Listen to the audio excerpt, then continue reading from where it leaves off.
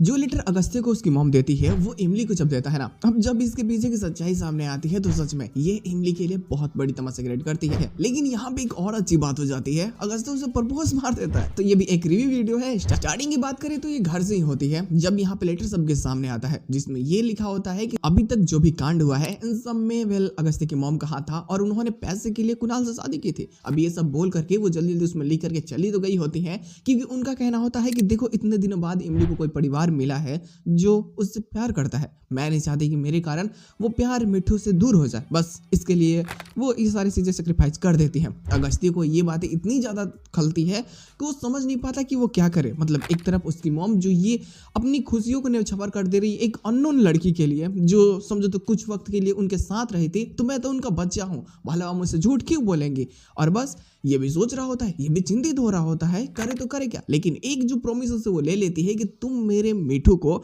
हमेशा खुश रखोगे और उसका एक अच्छा दोस्त बन के रहोगे। तो ये ना चाहते हुए प्रॉमिस करने के अनुसार ये बोलता है कि ठीक है, मैं अब ये सच्चाई कभी नहीं बताऊंगा कि इसमें लिखी एक एक बात झूठ है, और बल्कि मेरी मॉम ने जानबूझ करके लिखा है। वो इमली के सामने भी जैसा उन्होंने बोला होता है वैसा ड्रामा करने लगता है कि देखो सच में मेरी माँ कितनी गलत थी ना। और अब इमली बहुत ज़्यादा रोने लगती है, वो भी परेशान हो जाती है कि आखिर कैसा हो सकता है, मतलब मेरी काकी माँ इस कदर इतनी कैसे गिर सकती हैं, उन्होंने नहीं किया होगा, मैं इस बात पे भरोसा नहीं कर सकती। विश्वास नहीं होता उसको कि जो इंसान एक चींटी तक नहीं मार सकता वो इतने बड़े कांड को कैसे कर सकता है।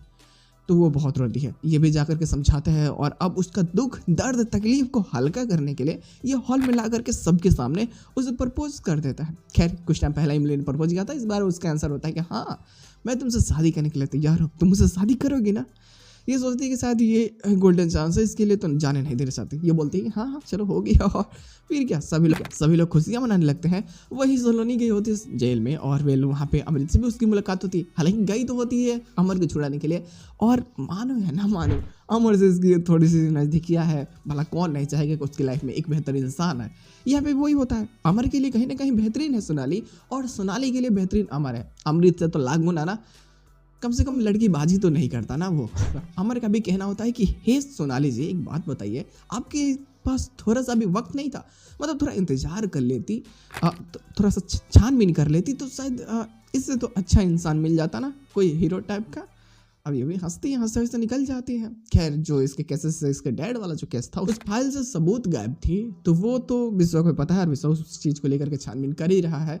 बाद में इनके ऊपर भी उंगलियां उठेंगी। खैर यहाँ पे तो इमली के लिए जो मुश्किल क्रिएट करती है, तो अगस्त्य अब ये सोचता है ना कि वो क्या करे। जहाँ एक तरफ इमली खुशियाँ मनाने लगी है और वो इस चीज़ को बोलने लगी है कि जो उसकी काकी माँ थी वो गलत थी, तो ये सोचता है कि मैं क्या अपनी सच्चाई बता दूँ।